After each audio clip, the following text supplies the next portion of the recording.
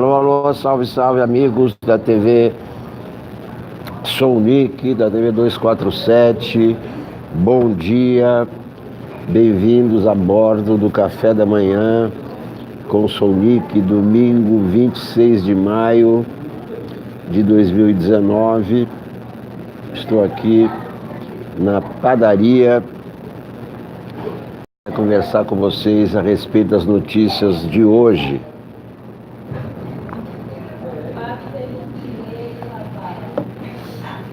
Eu sonhei. Quem está aí? Adelmárcia Santana. Quando eu vinha vindo para cá, comecei a cantar Salomão Cavalcante. O seguinte: eu sonhei que tu estavas tão linda numa festa de raro esplendor. Teu vestido de baile, lembro ainda, era claro, era branco, muito branco, meu amor. A orquestra tocou uma valsa dolente, danana. Eu sonhei que o Brasil era lindo, uma terra de paz e de amor, né? Em que todos viviam sorrindo.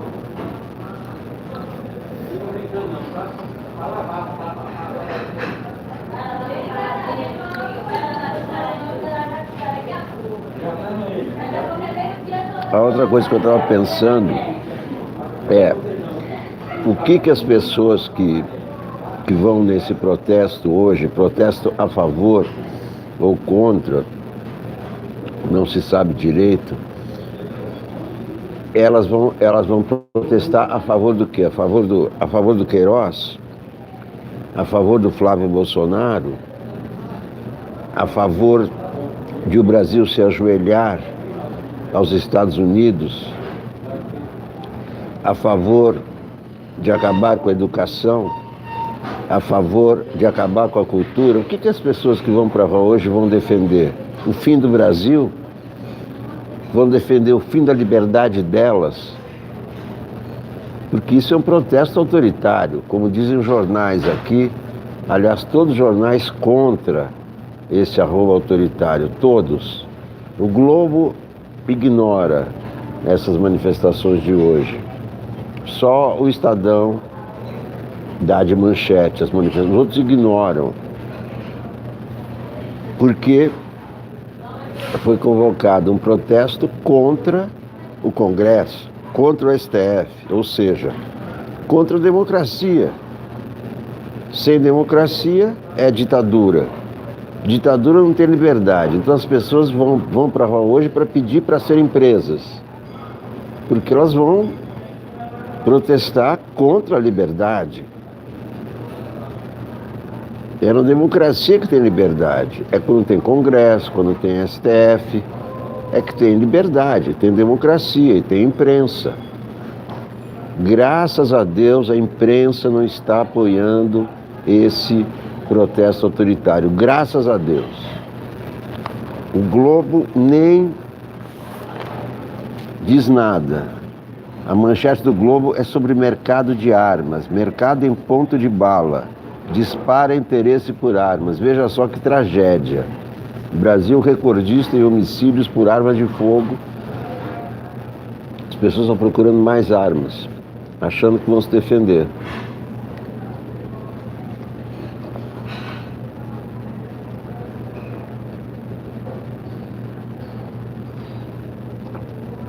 Querem imitar os Estados Unidos, onde tem uma carnificina a cada mês.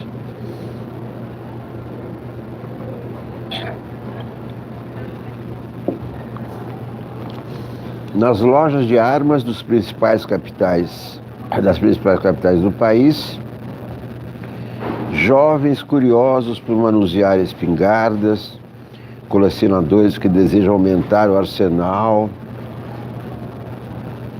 e praticantes de tiro, em busca de novidades, animam os comerciantes. A liberação de modelos de uso restrito abriu leque expressivo para os compradores, diz o empresário Axel Satie. Vendedor Caio exibe armas de fogo disponíveis em loja de Brasília. Eles querem virar Estados Unidos sem a prosperidade dos Estados Unidos. Porque lá querer imitar os Estados Unidos, mas e construir o Brasil como os Estados Unidos. Resenhas do Cárcere, de Shakespeare a Machado, Cabral revê cobiça e maldade. As resenhas que o ex-governador Sérgio Cabral fez para abater sua pena de 198 anos de prisão por corrupção e outros crimes abordam os riscos iminentes de injustiça e os ingredientes da raça humana em obras de Shakespeare, Machado de Assis e Moacir Clear. Em uma das análises ganhou nota 10. Quem será que corrige essas análises? Para ministro, internação forçada pode ser solução para a Cracolândia. Autor de projeto de lei aprovado no Senado, Osmar Terra diz que medida combate epidemia. Especialistas criticam. É claro, que absurdo. Isso aí é do século XIX. Internação à força. Que isso? Isso é violência. Emílio Odebrecht não descarta pedir recuperação judicial. Lauro Jardim. Página 5. Vamos ver o Lauro Jardim. Página 5. Odebrecht vai pedir recuperação judicial. Não é página 5. Página 6. Página 6.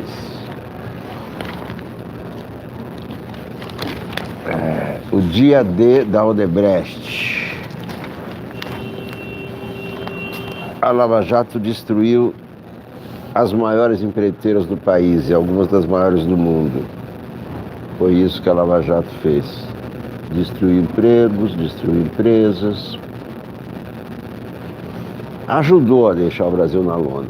Parabéns, Lava Jato, parabéns, Sérgio Moro, parabéns a todos que apoiaram, que aplaudiram, que acham que ele é o paladino da justiça.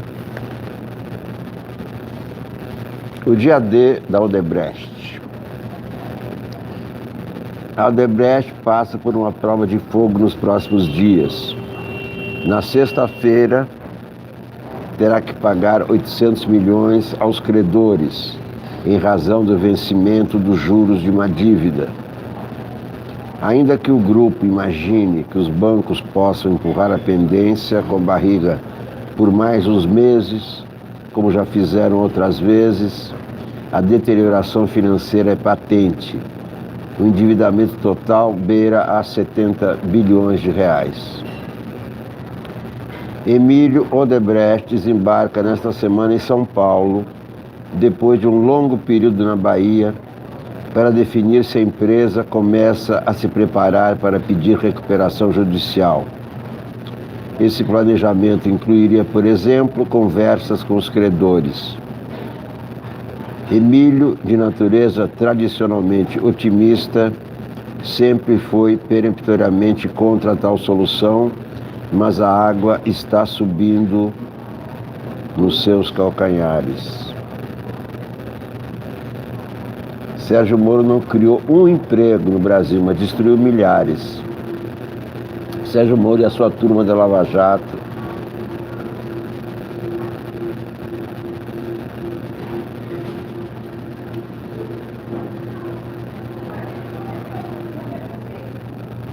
o casal João Santana e Mônica Moura, outras vítimas da Lava Jato, um brilhante jornalista, a carreira dele acabou.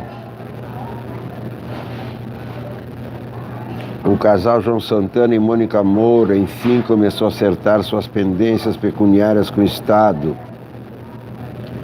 Eles depositaram no mês passado 77 milhões. Ganharam uma bela grana nas campanhas. Foram 2 transferências. Uma de 74 milhões de Santana e a outra de 3 milhões em nome de Mônica.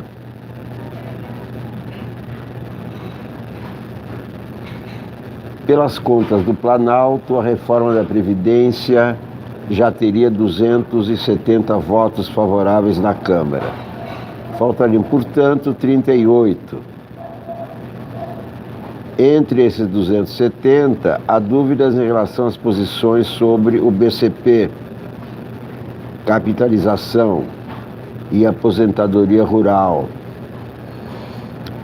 Mas esses são tópicos que o próprio governo sabe que pode flexibilizar. Já nas contas de Rodrigo Maia, que conhece a alma da Câmara como a palma da mão, a nova Previdência ainda não tem 200 votos.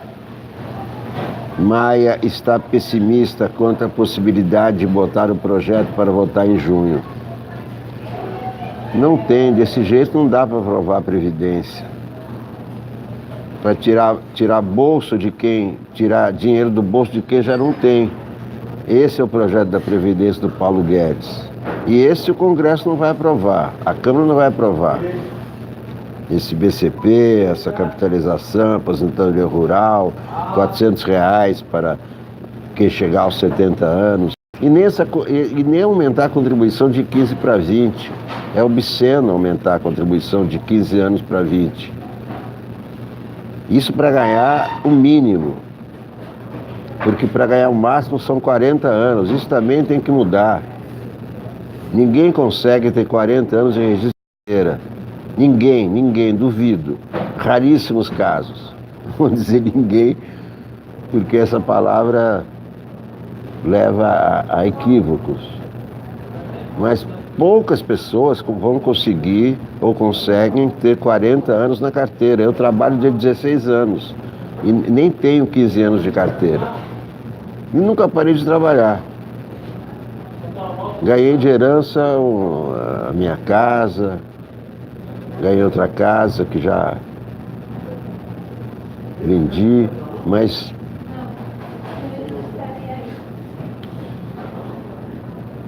$40 de registro em carteira para se aposentar, poucas pessoas vão conseguir, pouquíssimas.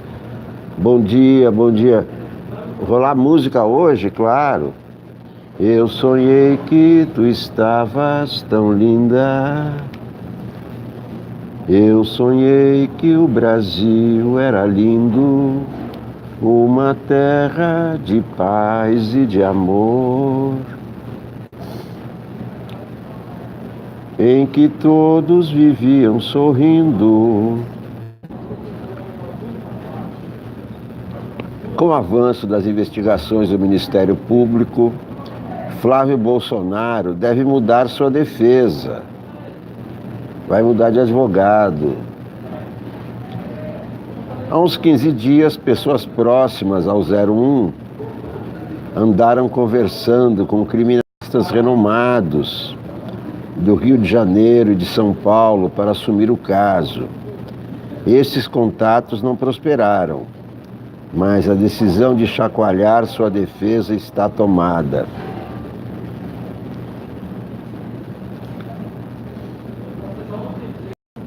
É isso que as pessoas que vão para a rua vão defender o Flávio Bolsonaro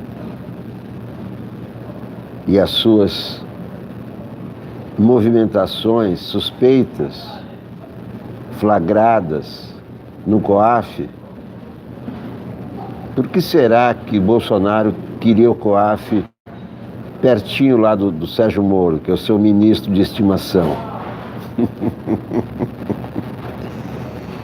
Ai. Quando já decidira não se inscrever na lista de candidatos à PGR, Raquel Dodge procurou Dias Toffoli, Gilmar Mendes e um poderoso do Congresso para pedir apoio à sua reeleição.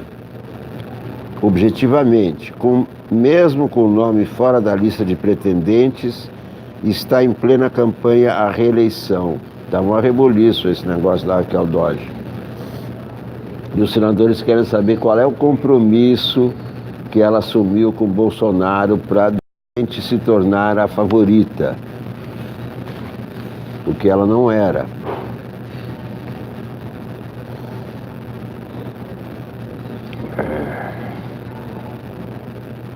O petista Jacques Wagner tem sido interlocutor frequente de Flávio Bolsonaro no Senado.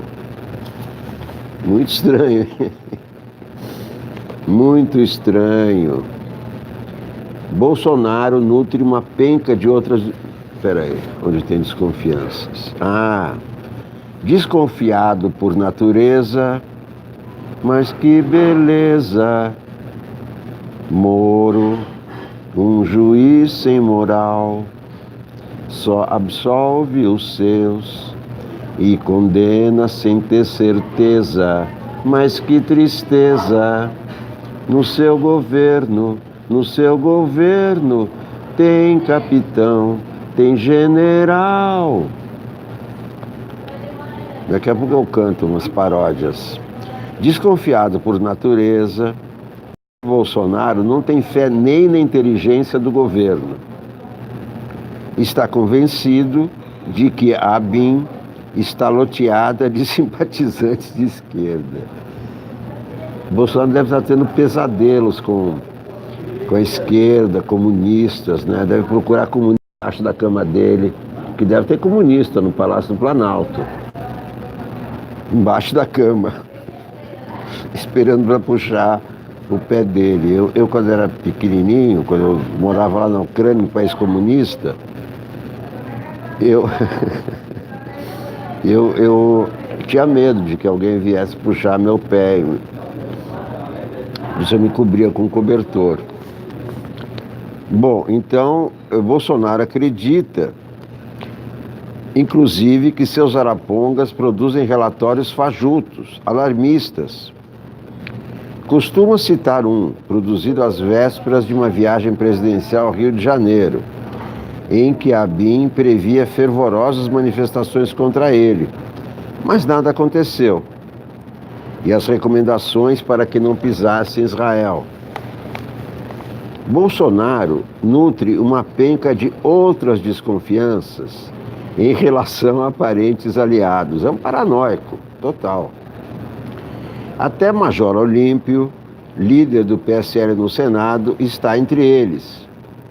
Em conversas recentes, Bolsonaro se referiu ao correligionário como um ingrato, incapaz de reconhecer que só se elegeu de carona no seu sucesso eleitoral. Bolsonaro é um paranoico, um destruidor que destrói todos, inclusive os que estão ao seu lado. Já destruiu vários e continua destruindo. Por essas e por outras, é que está no ar o parlamentarismo. Congresso limita a ação de Bolsonaro e cria agenda própria, diz a Folha. Congresso limita a ação de Bolsonaro e cria agenda própria. Deputados e senadores assumem reformas econômicas e priorizam medidas que restringem a atuação do presidente. O Estado de São Paulo diz o seguinte: um dos alvos das manifestações de hoje, o Congresso estuda colocar em pauta a adoção de recall para mandato presidencial. A medida teria potencial de reduzir o tempo do ocupante no Planalto. Esse governo seria o primeiro a entrar no recall. Para tudo, né? Vamos ver o que é isso. Página A8 do Estadão. Recall para presidente. Essa é a novidade do Congresso para o Brasil não parar, porque sob o comando atual, o Brasil já está parado, né? Economicamente estagnado. Porque o Executivo não governa. Não está havendo usurpação do Congresso, é que o Executivo é omisso. O Executivo não governa. O governo, o Bolsonaro assumiu o mandato sem ter um plano. Não participou de discussões. Congresso avalia recall para presidente. Parlamentares discutem, podem votar pautas que atingem Bolsonaro, caso se tornem alvo das manifestações de rua marcadas para hoje. A mobilização, a matéria assinada por Renato Onofre no Estadão.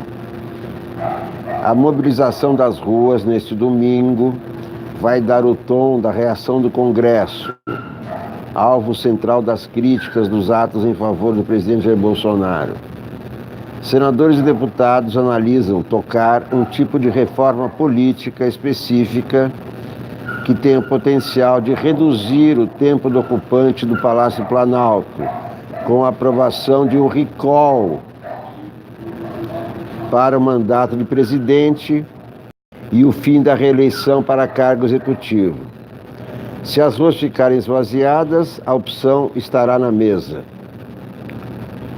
Convencidos de que a incerteza política pode agravar a crise, senadores analisam colocar na pauta do Colégio de Líderes, na terça-feira, proposta de emenda à Constituição que cria a possibilidade de revogação pelos próprios eleitores do mandato de presidente da República. A proposta relatada, domingo é o dia dos cachorros, né? E não tem como fazer cachorro parar de latir. Isso é impossível. Dá para fazer tudo no mundo, menos fazer cachorro parar de latir. Parece que eles me ouviram e pararam. Então a proposta do senador Antônio Anastasia está pronta e tem a simpatia do presidente do Senado, Davi Alcolumbre, e de senadores do MDB, do PP e do PSDB. E do PT não.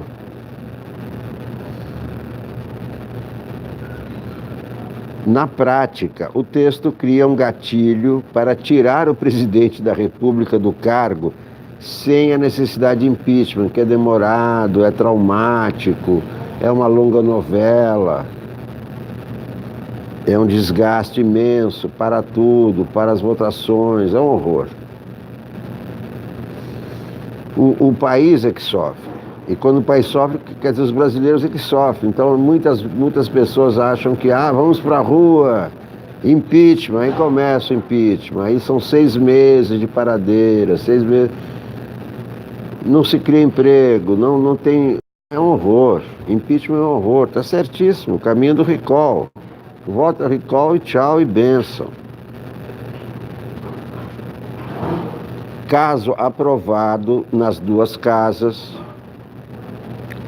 caberá à mesa do Congresso, formada por deputados e senadores, promulgar a medida. Como se trata de emenda constitucional, Bolsonaro não tem poder de veto, diferentemente do que ocorre com projetos de lei ordinários. Apenas uma decisão do Supremo apontando alguma inconstitucionalidade poderia anular o ato que levaria ao referendo. Essa não é a única reação. Na Câmara, líderes do Centrão, grupo capitaneado por PP, PL, PRB, DEM Solidariedade, que está à frente de uma série de derrotas do governo, voltaram a discutir o fim da reeleição para cargos executivos como presidente e governadores. No Brasil não dá para ter reeleição. Não dá. A avaliação é de que a pauta teria de ser engolida por Bolsonaro, que já defendeu, inclusive, durante a campanha, o fim da reeleição. Há, contudo, entre deputados e senadores, os que afirmam que qualquer medida assim pareceria oportunismo e aumentaria os movimentos de jogar a população contra o Congresso. A possibilidade de estimular ainda mais os ataques à classe política preocupa o presidente do Senado, Alcolumbre, e o da Câmara, Rodrigo Maia, que se esforçam para reduzir a tensão na relação com o Planalto.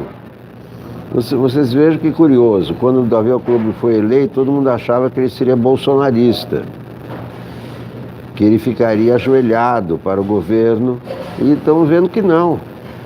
Assumiu a presidência do Senado e está defendendo o Senado mesmo. Para minha surpresa, inclusive, eu fui um daqueles que achou que ele vai fazer o que o Bolsonaro mandar, o que o Onyx Lorenzoni mandar, mas não é o que está acontecendo. Em reunião com a cúpula do DEM na terça-feira, eles avaliaram que, caso os protestos se virem de fato contra o Congresso e contra o STF, o governo poderá sofrer novas derrotas no parlamento. Coube a Maia iniciar um trabalho interno para acalmar, quer dizer, o que pode acontecer a partir de amanhã, a partir da semana que vem? Um acirramento das relações entre dois poderes. Isso é um absurdo. O Brasil precisa de serenidade, de paz para avançar, e o Bolsonaro cria mais tensões. Por isso tem que ser minimizado, tem que deixar ele só fazendo tweet. Como eu escrevi aqui na minha paródia, ele tem que deixar o Bolsonaro fazendo tweet e o Congresso governa. Eu prefiro Maia, olha aqui, a primeira paródia. Vai trabalhar, Bolsonaro, vai trabalhar, criatura. Deus não ajuda quem ama a ditadura.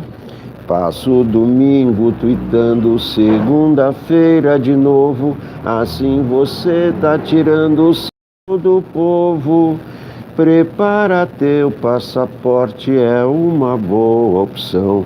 Se você gosta do norte, vai lá então. Vai lá morar com o Trump e vai caçar com o Lavão. Essa não é sua praia, não vai dar não. Vai pro Japão, Afeganistão, volta mais não. Vai trabalhar, Bolsonaro, vai trabalhar, criatura. Deus não ajuda quem ama a ditadura. Passo domingo tuitando, segunda-feira de novo. Assim você tá tirando o sarro do povo. Prepara teu passaporte, é uma boa opção. Se você gosta do norte, vai lá então. Vai lá morar com o Trump e vai caçar com o Lavão. Essa não é sua praia, não vai dar não. Vai pro Japão, pro Paquistão, Azerbaijão, Cazaquistão, Vênus, Platão, volta mais não. Quem foi que ferrou o Brasil? Foi militar, pam, pam, pam, que no 1º de abril depôs o presidente João Goulart, tan, tan. Depois chegou o Golbery com SNI e pôs a turma pra fichar, de fichar pra torturar. Assim foi se firmando a ditadura militar, tan, tan. Quem foi que ferrou o Brasil? Foi militar, tan, tan, tan, que no 1º de abril depôs o presidente João Goulart. Depois chegou o Golbery com SNI e pôs a turma pra fichar, de ficha para torturar. Assim foi se firmando a ditadura militar. Tan, tan, tan, tan. Daqui a pouco, mais paródias. Mais paródias. Então, o que vocês acharam desse recall para presidente? É bom, né? Eu acho bom o recall para presidente. Acho bom sem reeleição, acabar com a reeleição, acho bom. O WhatsApp vira arma para impulsionar adesão a atos. Centrão na mira de grupos bolsonaristas. Não, eles eram contra o PT, agora são contra o Centrão. E amanhã vão ser contra quem? Contra eles mesmos. Com mais de 1,5 milhão de seguidores no Twitter, no Facebook, o movimento Avança Brasil é um dos grupos que estarão à frente dos atos previstos para hoje. Seus integrantes prometem ser às ruas para defender, por exemplo, a reforma da Previdência e a aprovação do pacote anticrime, apresentado pelo ministro da Justiça e Segurança Pública, Sérgio Moro. O outro alvo, porém, não será esquecido: o Centrão. A gente aproveita para fazer o repúdio ao comportamento de bloqueio do Centrão, que está atrapalhando as reformas necessárias. Disse o presidente do Avança Brasil, Eduardo Platon, para que críticos do bloco impedem avanços do governo.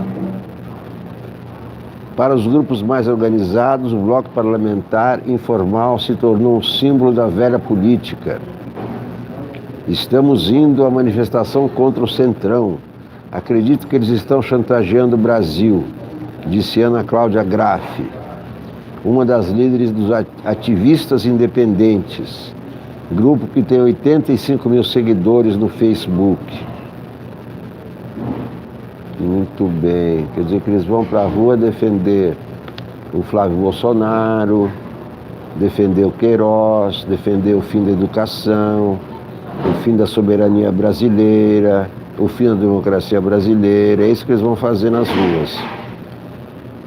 O WhatsApp vira arma para impulsionar a adesão a atos. Como diz a Folha, hoje, trata-se, isso que vai sair às ruas hoje, é uma algazarra autoritária. Isso é o que diz o editorial da Folha. É uma algazarra humanitária, algazarra autoritária. Vou ler para vocês trechos do editorial da Folha. A imprensa toda condena esses atos de hoje, todos. Estadão, Folha e Globo. Algazarra autoritária. Instituições democráticas constrangeram o presidente e o impediram de engrossar o coro de manifestações anômalas marcadas para hoje. Os atos marcados para este domingo no país estão envolvidos numa névoa de incerteza. Não se sabe bem a que vieram, nem tampouco quem exatamente os estimula. Mas Bolsonaro as estimulou, evidentemente. Fala-se em reafirmar respaldo ao presidente Bolsonaro. Cogita-se criticar o chamado Centrão e a velha política. Ensaia-se um grito em defesa da Lava Jato. Parte dos agitadores hostiliza agitadores, conspiradores. Hostiliza o Congresso Nacional e o Supremo Tribunal Federal.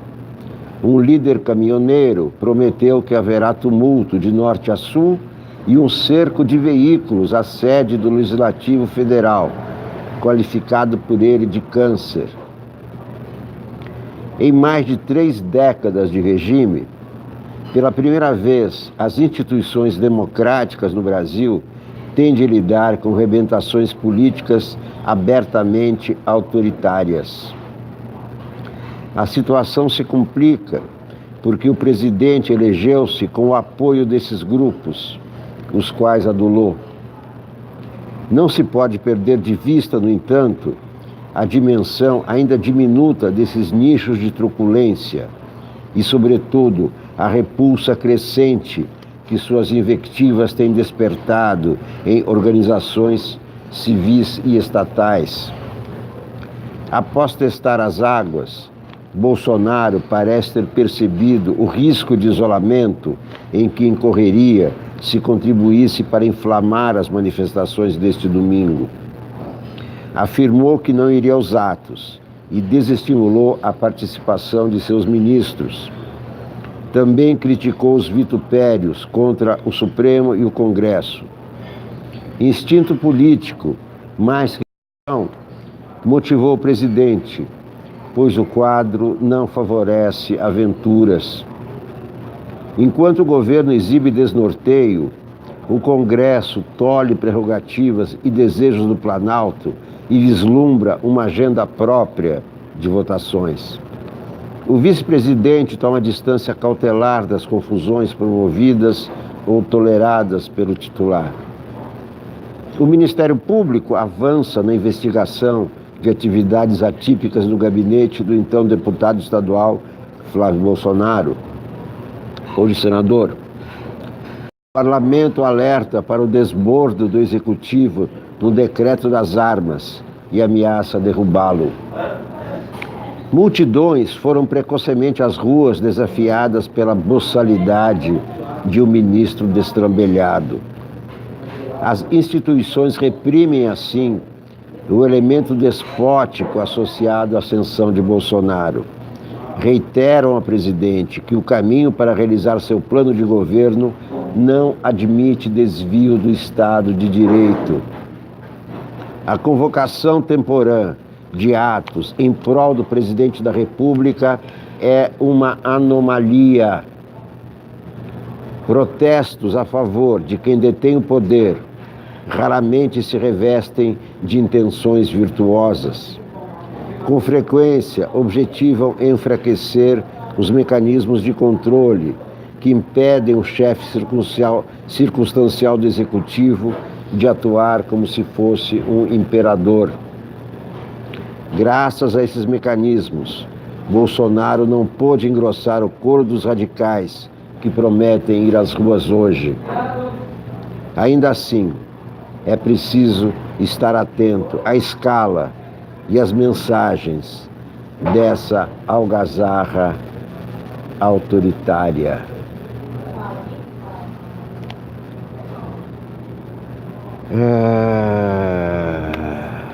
Um presidente reativo, escreve Hélio Schwartzman. Jair Bolsonaro se meteu numa encrenca. Não falo dele ter assumido a presidência, mas da convocação de seus apoiadores para participar de manifestações pelo governo neste domingo. Do nada, o presidente criou para si o que os americanos chamam de lose-lose situation. Isto é, colocou-se numa posição em que, não importa o que ocorra, ele sairá perdendo. Se as manifestações não reunirem um público grande, ou seja, se der para carimbar que foram um fracasso, o governo terá dado uma inédita demonstração de fraqueza e com apenas 5 meses de mandato. Se, por outro lado, os protestos ficarem apinhados de gente, a pressão sobre o Congresso e o STF tornará mais tenso o relacionamento entre os 3 poderes, dificultando o futuro de sua administração, que depende do Legislativo e do Judiciário para concretizar praticamente todos os seus projetos. Mesmo no mais verossímil cenário de copo meio cheio, meio vazio, no qual as manifestações não possam ser classificadas nem como fiasco, nem o retumbante sucesso, Bolsonaro não sai incólume. Ele já perdeu pontos ao expor divisões entre os apoiadores. Grupos fortemente vinculados ao presidente, como o MBL e o Vem Pra Rua, anunciaram publicamente que não estariam nos atos. O próprio Bolsonaro pulou fora e proibiu ministros de participar. A estratégia de atiçar as massas contra o legislativo e o judiciário só faria sentido se o presidente tivesse planos reais de investir contra os dois poderes, ou seja, um plano de golpe de Estado, um alto golpe de Estado, como Getúlio em 1937. E mesmo assim, a abordagem racional teria exigido que atacasse com carga total, não que no instante seguinte se pusesse a contemporizar e esvaziar os protestos. Quer dizer, não deveria recuar. Se havia algum plano de golpe mesmo, ele não deveria recuar. Mas recuou, então não há nenhum plano de golpe. É uma loucura só, é um desvario, mais um desvario, essa manifestação de hoje. A sensação que fica é a de que o presidente não tem um plano muito definido do que fazer para lograr seus objetivos. Ele apenas reage com base em instintos aos acontecimentos. Como nada indica que mudará de atitude, devemos esperar 3 anos e meio de muitos sobressaltos e inconstâncias, e uma crise atrás de crise.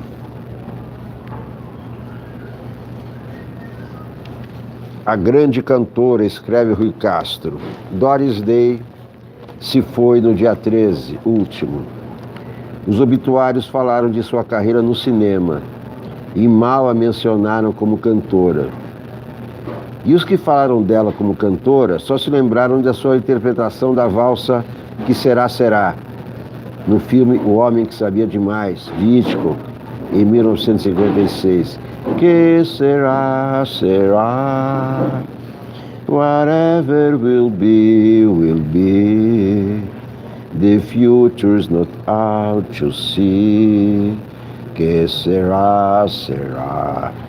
Quem pode acreditar hoje que para muitos Doris Day está entre as 10 maiores cantoras americanas? Eu diria que ela está entre as 5, depois de, cronologicamente, Ethel Waters, Billie Holiday, Ella Fitzgerald e Judy Garland. E não sou só eu, diz Rui Castro. John Updike, o romancista, era louco por ela. João Gilberto, em 1952, respondendo sobre seus cantores favoritos, votou em Frank Sinatra e Doris Day. E Will Friedwald, hoje a maior autoridade no assunto, fez as contas e concluiu que, em matéria de gravar o repertório clássico americano, Doris Day só perde em quantidade para Bing Crosby e Sinatra, que passaram 50 anos fazendo isso, e ela, por causa de seus songbooks. São tantas grandes interpretações que é melhor nos referirmos a seus álbuns. Entre os imperdíveis estão as trilhas sonoras de Young Man with a Horn, em que ela canta com o trompetista Harry James, e Love Me or Leave Me, Ame-me ou Deixe-me, adotado pela ditadura, mas que é de 1955, olha aqui. Love Me or Leave Me. Os insuperáveis, Day by Day, Day by Night, o duplo Hooray for Hollywood, Showtime, Cutting Capers, Bright and Shiny, Do It, ela e André Previn, e até o Latin for Lovers. Doris podia ter passado sem Que Será, Será, e de certa forma passou. Tinha de cantá-la, mas nunca a incluiu em seus LPs conceituais. Que Será, Será só saiu em compacto e antologias de grandes sucessos. O selo alemão Beer Family lançou há anos Doris Day completa, em 23 CDs, quase 600 faixas. Se me mudar para uma ilha deserta, já tenho que levar. Que será, será, whatever will be, Isso se cantava na Ucrânia, quando eu era pequeno. Se cantou em todo mundo, aliás, né? The future is not hard to see. What will be, will be. Que será, será. Vamos ver O Globo, meu jornal favorito. Onde está o Globo? O Globo. O Globo Economia, o Globo primeira página. Vou começar pela charge do Chico. Ah, tá aqui. A charge do Chico. Passeata de hoje. E no domingão do Bolsão, olha aqui, quem vai ser passeata são os bolsonaros, ó. Quem estiver na rua serão os Bolsonaro, apoiando Flávio Queiroz, apoiando o corte na educação, apoiando o fim da cultura, apoiando ataque a gays, ataque a mulheres, atacando a democracia. Essa é a manifestação de hoje na pena do Chico. Merval Pereira escreve Bolsonaro e os militares.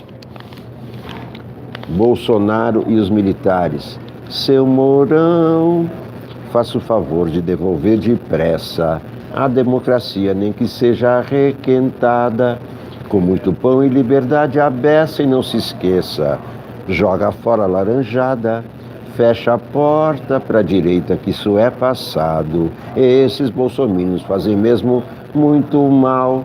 Tira o Salles, Vélez e Damares, Ernesto Araújo e tudo quanto é general. Se você ficar lá no Planalto, eu me atiro do prédio mais alto. Volta logo pro quartel, antes que uma quartelada te rebaixa, coronel. Bolsonaro e os militares. Escreve Merval Pereira. Que não é a Voz do Globo. A Voz do Globo são os editoriais, está escrito aqui, opinião do Globo. Aqui a opinião do Merval Pereira.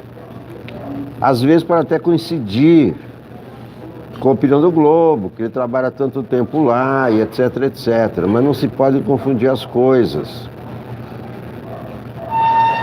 A relação do presidente Bolsonaro com os militares, corporação da qual saiu para a política e a qual dedicou prioritariamente seu trabalho parlamentar por 28 anos, tem sido conflituosa devido à intromissão dos que no núcleo duro do bolsonarismo veem no grupo que está no governo o desejo de tutelar o presidente. O filósofo online Olavo de Carvalho, orientador intelectual dos Bolsonaro, identificou no vice-presidente Hamilton Mourão um elemento desagregador no governo e passou a atacá-lo, na suposição de que se oferece como alternativa a Bolsonaro. Em seguida, o ministro Santos Cruz passou a ser o alvo, numa disputa pessoal com Olavo de Carvalho, que teve até a clonagem de supostas mensagens de WhatsApp em que o general criticava duramente o presidente. Estava em jogo o controle do sistema de comunicação do governo. A veracidade dos diálogos foi negada por Santos Cruz, que provou ao presidente que é muito fácil montar diálogos fake no celular. O general teve a ajuda de um filho que trabalha na área de tecnologia em uma empresa israelense de segurança. Então, Merval Pereira tem informações de bastidor. Né? Isso é uma informação de bastidor. São cerca de 100 militares nos diversos ministérios estatais, sendo que 8, além do presidente e do vice, estão no primeiro escalão. Esse grupo, não por acaso, trabalha junto há anos, tendo a maioria feito parte de missões de paz da ONU. Bolsonaro, que saiu do exército como capitão, foi punido por questões disciplinares, já então assumindo a posição de porta-voz da corporação nas reivindicações salariais. Na campanha presidencial, quando já se havia tornado candidato dos militares contra o PT, foi tido, simpaticamente, diga-se, como incontrolável pelo general Vilas Boas, comandante do Exército à época e hoje assessor especial do Gabinete de Segurança Institucional, comandado pelo general Augusto Heleno, tido como o mais influente assessor junto ao presidente. O professor da EBAP, da FGV do Rio, cientista político Otávio Amorim Neto, acaba de publicar um trabalho intitulado Cenários para as Relações Bolsonaro-Militares, no qual esboça cenários para essas relações, depois delas haverem trincado com os insultos dirigidos pelo bolsonarismo radical aos generais que trabalham no Palácio do Planalto. Jair Bolsonaro não se solidarizou com os generais que servem a sua gestão, ressalta Otávio Amorim Neto, lembrando que um dos seus auxiliares da caserna teria deixado claro que não afundarão com o governo. O cientista político considera que, se o atual governo se tornar mais ou menos normal de centro-direita, os militares deverão ir gradativamente saindo da administração para dar lugar a políticos do centrão. Otávio Amorim Neto acha que, escaldados pelas intrigas do bolsonarismo radical e temerosos dos custos inerentes ao exercício do poder, os militares dariam sua missão por cumprida. Esse cenário, contudo, é de baixa probabilidade, avalia Otávio Amorim Neto. E com o cenário atual, a presença dos militares no governo deverá permanecer alta. A continuar o que se vê, aspas, Bolsonaro consegue apenas maiorias pontuais no Congresso, a centro-direita dividida não logra tomar decisões consistentes, nem moderar os ímpetos disruptivos do chefe de Estado, a oposição se radicaliza, tudo isso resultando numa competição política com caráter marcadamente centrífugo. Otávio Amorim Neto acredita que as frequentes crises e os contínuos fracassos do governo vão criar um círculo vicioso.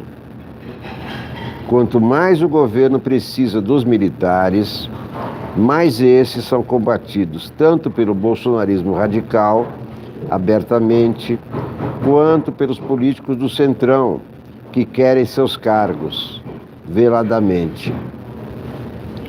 Quanto mais agudas as tensões entre os militares e esses dois grupos, mais o governo erra e fracassa, e mais acaba recorrendo aos militares. Embora considere que esse continua sendo o mais provável, Otávio Amorim Neto teme o cenário pessimista, a degeneração da dinâmica centrífuga em crise de governo, por conta de um executivo francamente minoritário e desastroso. Nesse caso, analisa, Bolsonaro vai para a ofensiva, atacando duramente o Congresso e outras instituições, judiciário, imprensa, universidades, etc.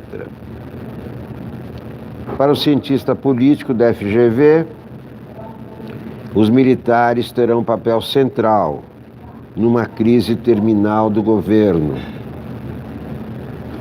O cenário pessimista, cuja probabilidade é crescente para Otávio Amorim Neto, e a ruptura dos militares com Bolsonaro São as duas faces da mesma moeda.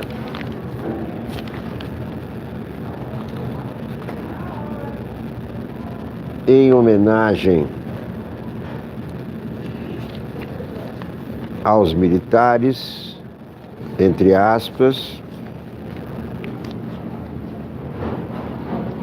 vou cantar para vocês a festa do arromba, que os militares arrombaram a democracia, né? É a festa do arromba.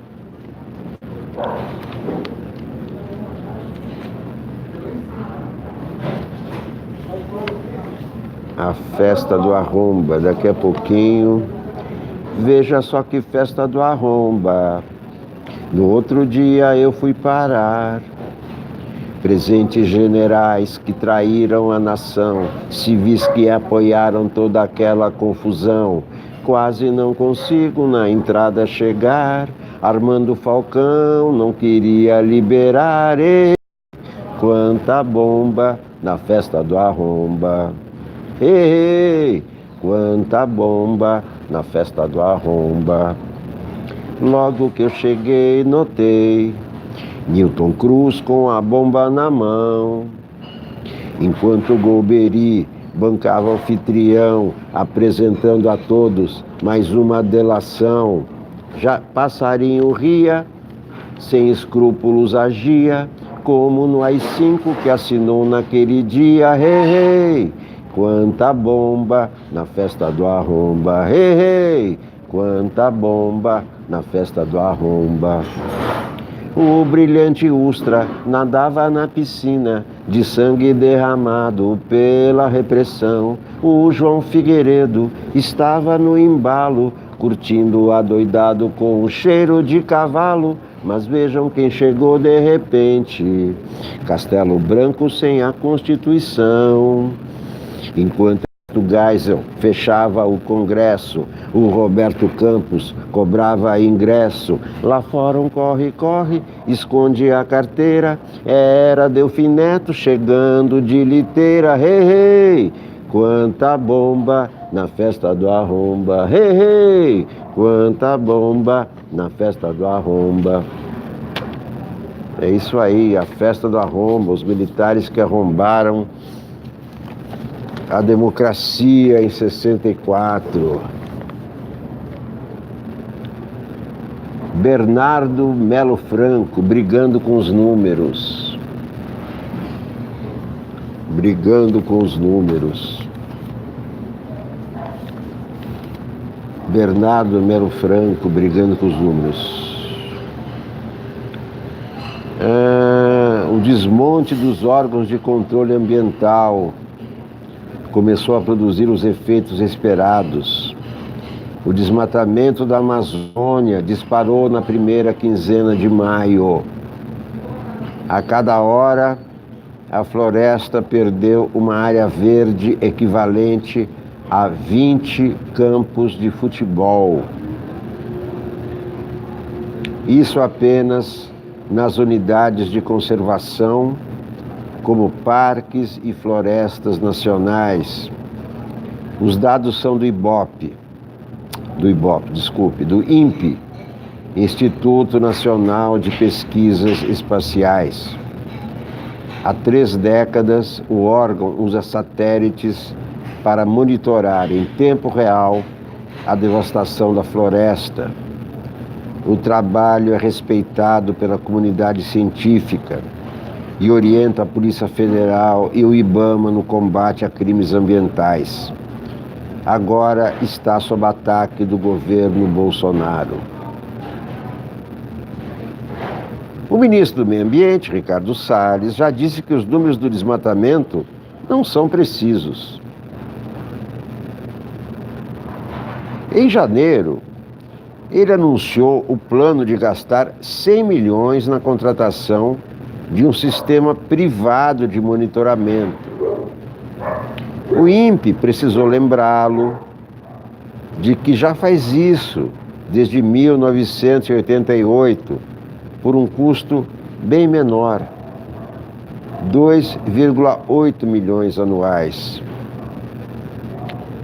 Na quarta-feira, o chefe do GSI, Augusto Heleno, avançou algumas casas na rota do negacionismo.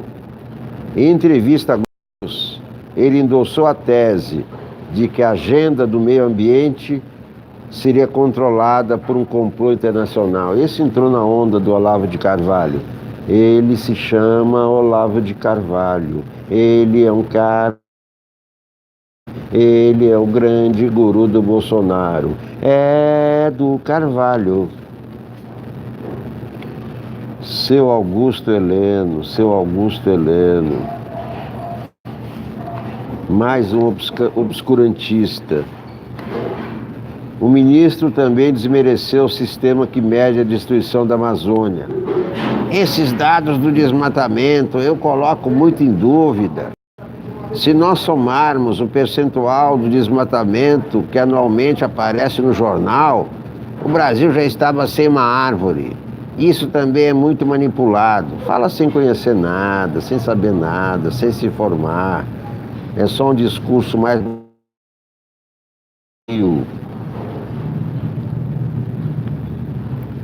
Heleno costuma ser escrito como um moderado num governo cheio de radicais. Ao inflar teorias conspiratórias e brigar com dados oficiais, ele se aproxima de personagens como a pastora Damares Alves e o diplo-olavista Ernesto Araújo. Eu quero um general que saiba qual é o seu lugar e que de manhã cedo acorde pra bandeira hastear. Não entre numas de querer poder que não é seu. Heleno, Heleno, Heleno, volta pro quartel. Vejam só, Augusto Heleno, o ex-moderado, virou olavista. Para não ser atacado pelo Olavo, virou olavista.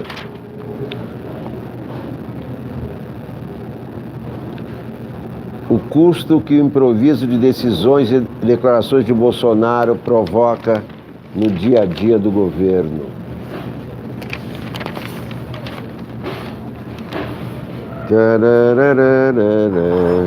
Eu quero um general que saiba qual é o seu lugar, que acorde cedo e vá a bandeira hastear. Não entre numas de querer poder que não é seu. Heleno, Heleno, Heleno, volta pro quartel. Caderno 2, Rocketman, mostra os altos e baixos da vida e carreira de Elton John, vivido por Taron Egerton. Fiquei impressionado, falando em Elton John e outros astros, fiquei impressionado ontem, uma fila imensa, quilométrica, em volta do Allianz Arena, o estádio do Palmeiras, né? Mas ontem tinha um show, e hoje vai ter também, de um grupo sul-coreano que eu nunca tinha ouvido falar, um tal de TBS, ou TSB, ou T não sei o quê. Um grupinho que parece o Menudo. Tem aquelas musiquinhas do Menudo, umas dancinhas e tal. Milhares de pessoas em fila, ficaram... Bom, tinha gente que ficou acampado 3 meses para garantir o seu lugar nesse horror. Um grupo de sul-coreanos... Agora, o que um grupo de sul-coreanos significa para jovens brasileiras e brasileiros? Não são só meninas, não. São em todas as idades, a maioria jovens, mas também os pais e etc. Pagando pelo menos R$200 cada ingresso. R$200 cada ingresso, no mínimo, é o ingresso mais barato, em fila durante horas para ver um showzinho dos Menudos da Coreia do Sul. Dá para entender isso? Dá para entender? E os jornais estimulando a cultura de outros países, em vez de estimular a cultura brasileira, que tem tão pouco espaço. Aí estão falando de filme aí do Alain, filme do Elton John. O que me interessa o filme do Elton John? Eu quero saber dos filmes que ganharam Cannes agora. O filme brasileiro que ganhou a mostra um certo olhar, do Karim Aymus, A Invisível Vida de Eurídice, não sei das quantas. E o outro que ganhou o prêmio do júri, Bacurau. São filmes brasileiros. Em vez de estarem eles na capa, o Estadão coloca, olhem só, Elton John, Rocketman. Tudo bem, o cara é um grande artista, mas deixa lá para os ingleses. Para que dar capa para artista inglês? Em vez de falar dos nossos artistas, que são tantos, tão talentosos, tão maravilhosos, que não ganham a fortuna que ganha Elton John e não estão nas capas. Aqui dentro, sim. Cannes consagra Bacurau. Cannes consagra Bacurau com prêmio do júri. Filme dividiu o prêmio com o francês Les Misérables. Palma de ouro foi para Parasite, de John Ho. Leandro Carnal, As Máscaras do Mundo. Vocês gostam do Leandro Carnal? Hipocrisia nos define como humanos. O termo deriva de uma ideia clássica associada ao teatro. O hipócrita representa, finge, demonstra coisas distintas do que sente ou do que é. Ninguém sabe o que o outro pensa, o que o outro sente. Ninguém, impossível. Para exercer sua arte, o profissional do palco exerce uma hipocrisia. Imita uma personagem, copia seus trejeitos, adapta sua fala ao imitado. Da virtude da cenografia, desembarcamos no defeito do fingimento. É conhecido o pensamento de François de La Rochefoucauld.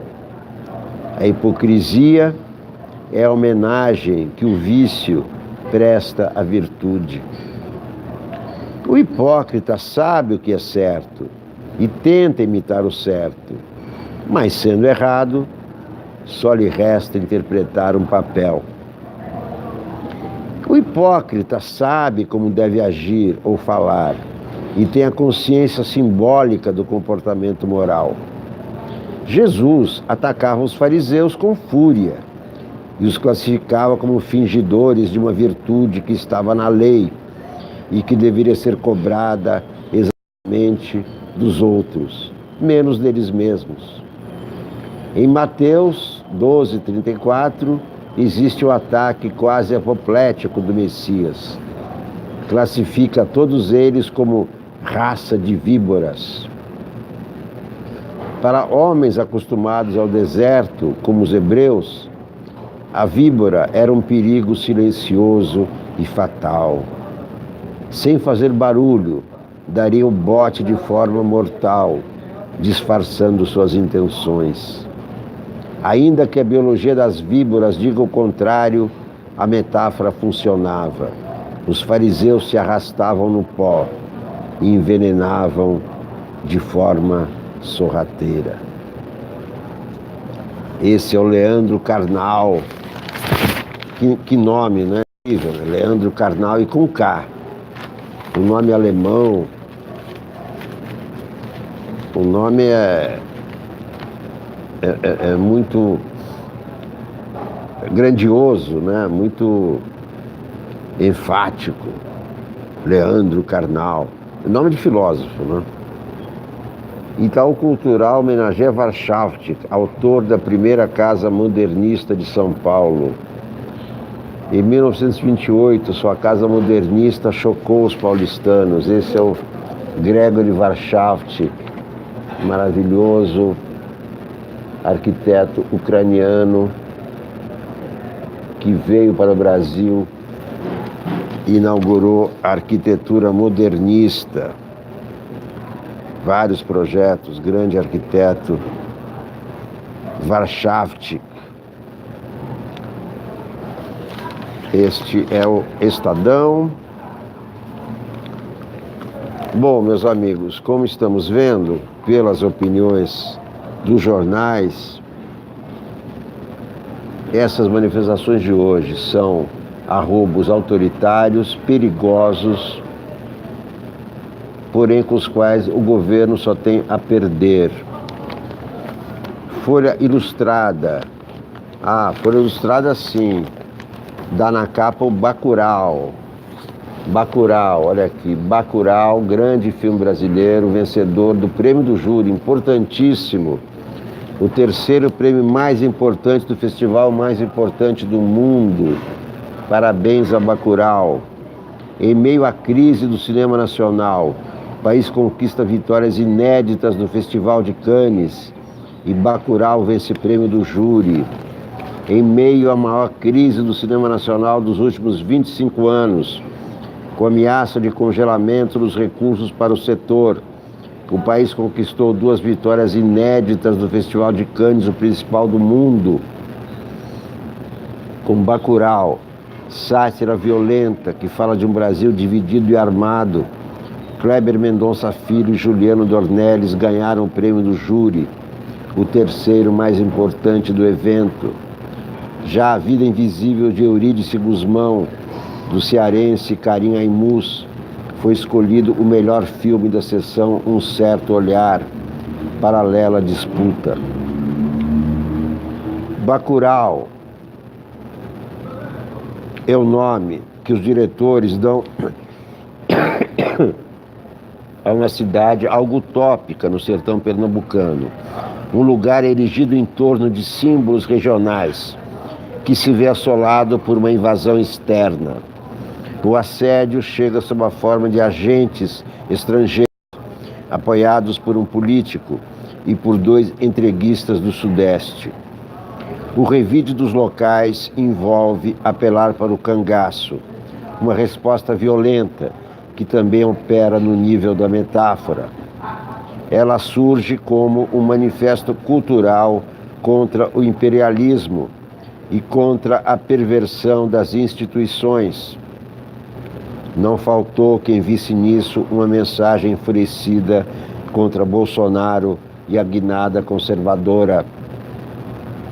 Será ótimo que um filme como esse possa ser apresentado num país que está desmontando a cultura, disse Mendonça Filho dias antes da premiação. O longa de Aymus também parece dizer algo sobre o país hoje. A trama de A Vida Invisível de Eurídice Guzmão, uma adaptação do romance de Marta Batalha, fala de 2 irmãs que são separadas uma da outra no Rio de Janeiro, nos anos 50. Mãe solteira, uma é expulsa de casa e vai parar na rua. A outra se casa e sacrifica suas aspirações. Cada uma à sua maneira, ambas sucumbem ao machismo institucional. Bacurau estreia a 30 de agosto no Brasil. Somente a 30 de agosto, hein? Devia estrear agora que ganhou o prêmio em Cannes. Esse é o momento da estreia, mas não há salas que são tomadas por filmes estrangeiros. A Vida Invisível só em novembro. Vejam que absurdo, deveriam estrear os 2 filmes agora. Se o Brasil tivesse governo e um governo defensor da cultura, mandaria estrear os 2 filmes agora, e não em novembro, quando essa premiação já terá sido esquecida.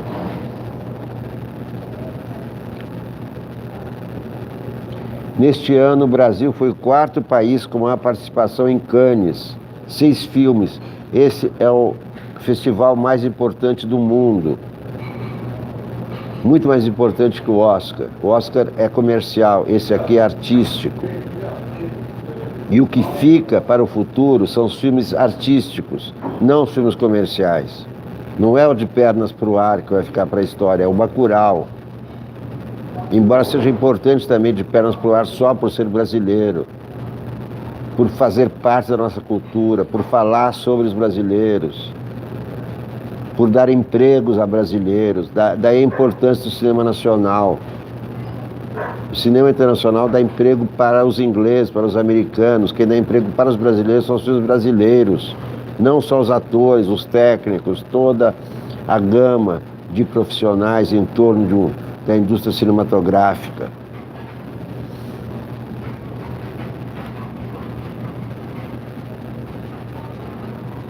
Então, o Brasil só teve menor participação do que França, Estados Unidos e Bélgica. Um feito impressionante, segundo a revista Variety, porque para a seleção é muito rigorosa para entrar em Cannes. 6 filmes brasileiros em Cannes este ano.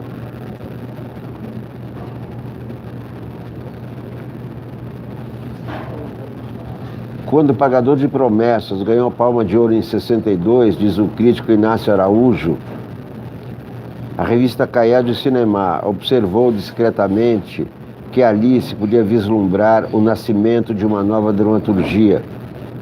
2 anos depois, em 64, a forma aportava em Cannes com ares de revolução estética, graças a Vidas Secas e, sobretudo, Deus e o Diabo na Terra do Sol, 2 dos maiores filmes brasileiros. Como em Cannes a reputação vale mais do que os prêmios, foram esses 2 filmes que marcaram de fato o cinema mundial. O prêmio de melhor direção para O Dragão da Maldade contra o Santo Guerreiro, em 69, apenas sacramentou o prestígio internacional do cinema brasileiro naquela época, naquela década, com Glauber à frente, sempre ele, que já levara o prêmio da crítica internacional 2 anos antes, por Terra em Transe.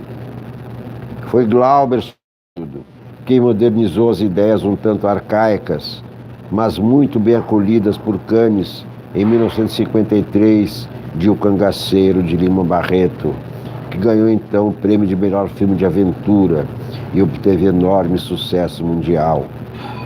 Houve outros prêmios naquele período, como o especial do Júri de Berlim para Os Fuzis, de Rui Guerra, depois foi Refluxo, quebrado eventualmente por Um Urso de Prata para A Queda, também de Rui Guerra. O cinema brasileiro tinha perdido o viço, admita-se, e a importância. Algum soluço esporádico podia nos lembrar do esplendor do passado, como quando Walter Salles ganhou um Urso de Ouro de 1990 em Berlim, com o Central do Brasil. A importância das premiações europeias entre os anos 50 e 70 também diminuiu a partir do fim da crise dos estúdios de Hollywood e a consequente dominação plena do mercado mundial pelo cinema americano nos anos 80. Desde então, foi para o Oscar que voltamos as atenções. Hector Babenco se destacou com Um Beijo da Mulher-Aranha, em 86. E abriu caminho para que grandes torcidas se formassem diante da TV, tipo Jogos da Copa, na esperança de vitória para o Quatrilho, de Fábio Barreto, e depois para a Central do Brasil. Mesmo Central, no entanto, apontava para o passado. Walter Salles se apresentava como descendente do cinema novo. O melhor havia passado.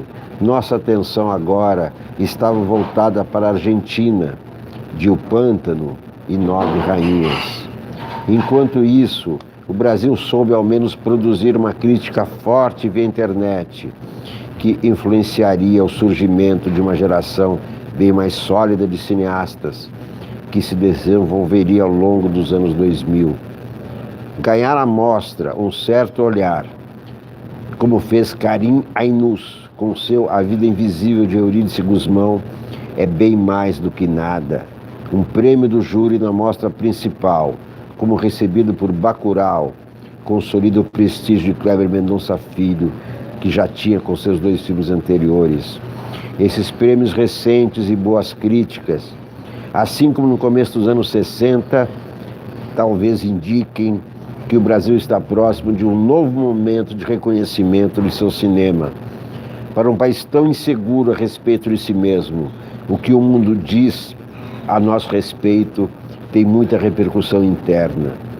Em 1964, 2 filmes brasileiros fizeram a sensação em Cannes e consolidaram as promessas de O Pagador. Inauguraram um momento de prestígio, apesar das dificuldades políticas. Hoje, tais prêmios servem não apenas às vendas internacionais dos filmes, mas à conquista da nacionalização das produções e, com isso, a independência do Estado.